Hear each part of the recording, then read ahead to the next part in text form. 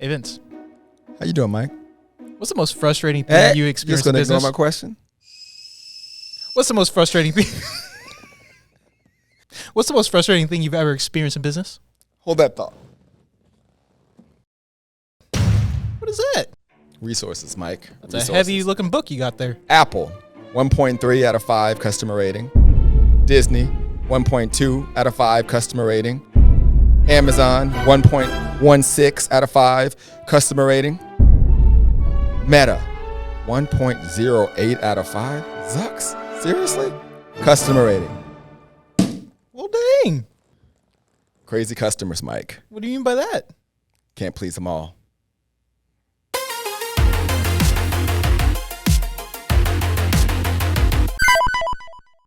Business owners need to understand that you're always going to have angry customers, right? In all honesty, it's really our fault as business owners. It's part of business. You just have to have thick skin. So, it starts with not taking bad clients. So it gives you less of a chance to essentially have the crazy one, right?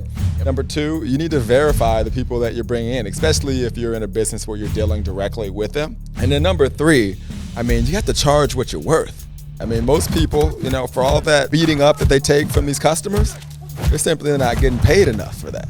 Sad. It's a sad thing. Ain't nobody got time for that. But with that being said, hit that like button because this video is going to get good. All right. So you talk about number 1, not taking bad clients. Yeah. Explain. Unfortunately, I had to learn this the hard way. Okay. So I remember when I sold my very first mastermind, right? I think we took on 10 or 15 people. And I just took on this bad client / customer, and I knew it from the very beginning. So one of the things that we do after they invest is we have this meeting. And I remember in the meeting, everyone was really excited. Everybody was really ready to take their business to the next level. And just a side note, literally everyone except this particular individual got amazing results, right?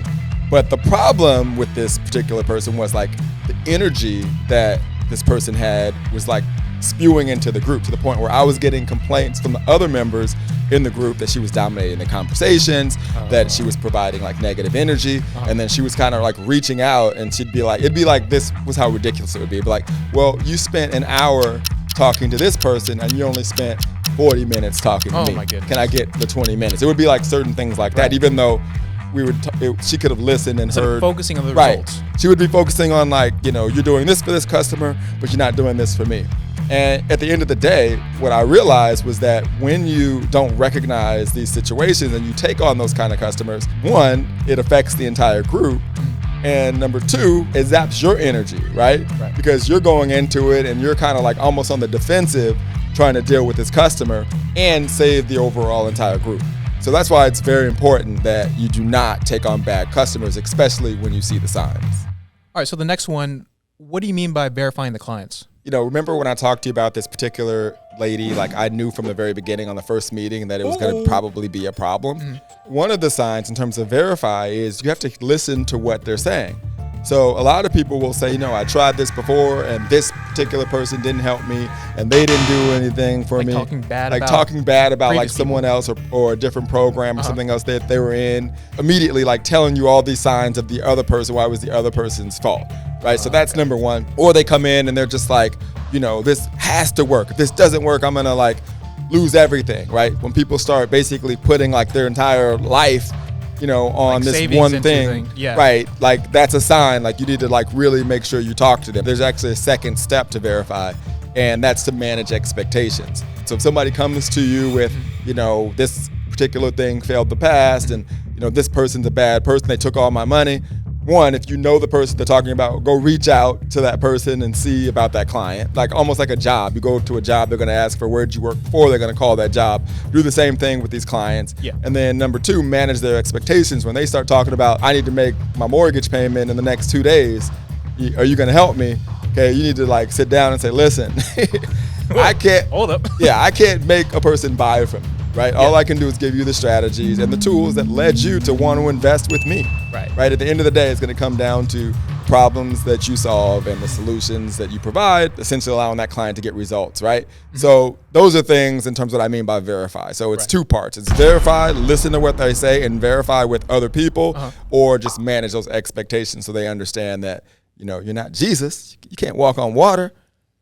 You can just help them with their business. Try. So number 3, you say charge what you're worth. Yeah, so this is really important. So many people, again, I was kind of joking in the beginning, like, you know, they're just willing to take anyone, and they're not charging enough to even do that, right? And this is what you see a lot with, like, for example, agencies. Like, you get these agencies, they're like $1,000 down and $1,000 a month, right? And you're dealing with clients' businesses. Like, they're like, come in here and get me clients, right? And if you're not charging enough to really put in the energy and the effort to help them do that, you can't truly serve them. But what are they doing? They're emailing you every single second. They're reaching out to you, asking you questions like, what's going on?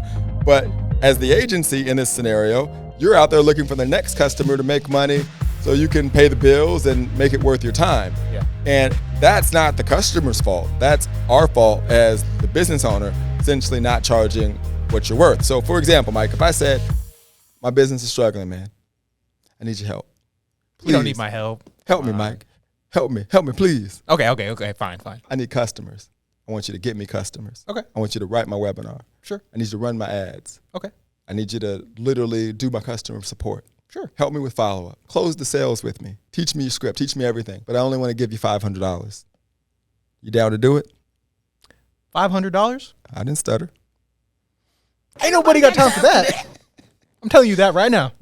$1,000 and a bag of chips.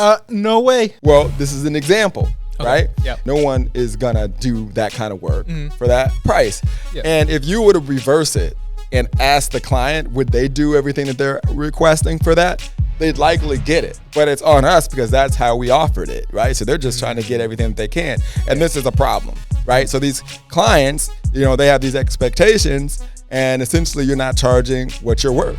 All right, that makes sense. But for someone who needs a little bit more explanation, can you break this down for them? As a business owner, for me, like, I'm customer focused. Like, I really want to do an amazing job for my customers. And even with that, not every customer is going to be happy. In fact, I was recently at my buddy Billy Jean's mastermind, and we were actually going on this like party bus to see the real Tarzan. Do you know the real Tarzan? I actually held a 14-foot python. I'm just saying. It's pretty cool. What do you mean by that? Held a 14-foot. Where your mind going, Mike? It's a big ass snake. Yeah, so it was cool. But anyhow, on the way there, right, we were supposed to be there a bit earlier, but we were late. And I actually had a Q&A call with our EBOOV members, for our pro members. They're like calling me in the back of the bus, like, hey, we're not gonna be able to get there in time. Like, what do you want to do? And I'm like, can I just get in the front of the bus and do the Q&A call from my phone? And Mike Arcee, one of my other good friends, he's in the back and we're like chatting, we're having a good time. He's like, dude, why don't you just reschedule it? And I'm like, no, man, like I need to like do what I say. Why? Because I'm focusing on all this customer success, right? Customer reviews. I don't want to piss off customers. He's like, man, just send them an email, say you'll do it later. You're still going to do it. I'm like, I can't, I got to do what I say. And I'm like, have you ever had angry customers? I asked him. He's like, dude, all the time, because he knows that's my pet peeve. Like, it literally keeps me up at night when people are pissed off. He's like, dude, you know how many people like are pissed off like at me and the service that we provide? And I'm like, how do you deal with it? He's like, man, I just realized that they don't know me. I'm like, what do you mean by that? Your quote. And he goes, they don't know me. He's like, how many have they actually spoke to me? How many hours on the phone? How many days have they like got to know me?